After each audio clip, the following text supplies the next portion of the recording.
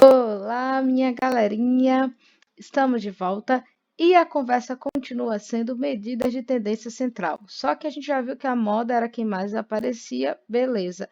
Nesse caso de hoje aqui, nós vamos ver quem seria a mediana. Isso mesmo.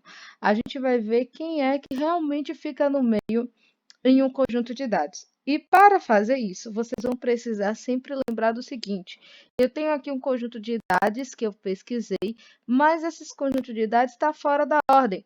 Então, a primeira coisa é eu colocar em rol. Professor, o que é rol?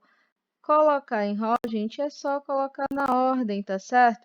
Então, vamos lá, colocar na ordem aqui, do menor para o maior, do maior para o menor, vocês escolhem. Eu vou colocar aqui do menor para o maior. Então, eu vou ter o 3, depois do 3 a gente vai ter o 5, depois do 5 a gente vai ter o 6, pronto, depois do 6 a gente vai ter o 7, ali, ó, o 7 aqui bonitinho. Depois a gente vai ter o 10, que aparece duas vezes, então eu vou colocar duas vezes, tá? Por isso, ele é a moda, né? Então eu coloco ele duas vezes. Se aparecesse 5 vezes, eu ia colocar o 10 5 vezes. Depois o 11 e encerramos aqui no 12. Pronto, terminou isso aqui. A gente colocou em rol, colocou na ordem. A gente vai observar o seguinte: o número total dos meus elementos é par ou ímpar? Deixa eu ver. 1, 2, 3, 4, 5, 6, 7, 8. Eita! Então, eu tenho um total de elementos par, não é isso? Se vocês observarem, o total de elementos é 8. Então, a segunda coisa que eu pergunto para vocês. O total de elementos é 8. Pronto. Então, 8 é par. Beleza. Se é par, aí eu vou pensar da seguinte forma: quantos elementos eu tenho no meio, tá bom? Desse meu conjunto. Então, vamos lá, vamos ver quantos elementos nós temos aqui no meio, ou seja, que divida a mesma quantidade de um lado e do outro. Ó, nós temos aqui o 7 e o 10, ou seja, desse lado ficaram 3 elementos, desse outro lado ficaram 3 elementos. Então, o 7 e o 10 é o que está no meio.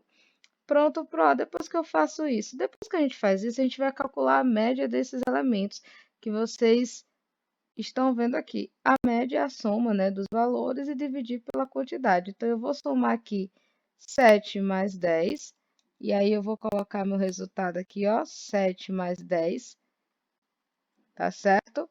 E isso aqui vai ser dividido por 2. Muito bem. Simples assim. Deixa eu só melhorar essa situação aqui para vocês. Pronto, vamos lá.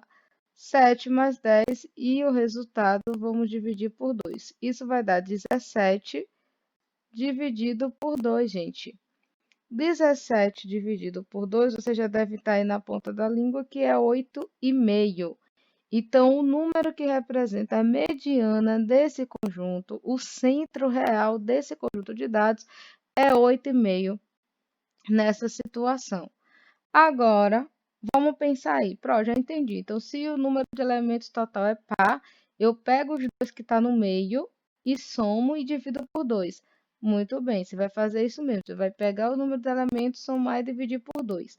Agora, digamos que a gente tem outra situação aqui na nossa pesquisa. Ó, vou aqui pensar no seguinte. Deixa eu diminuir aqui essa borracha para vocês e pensa aí comigo, ó.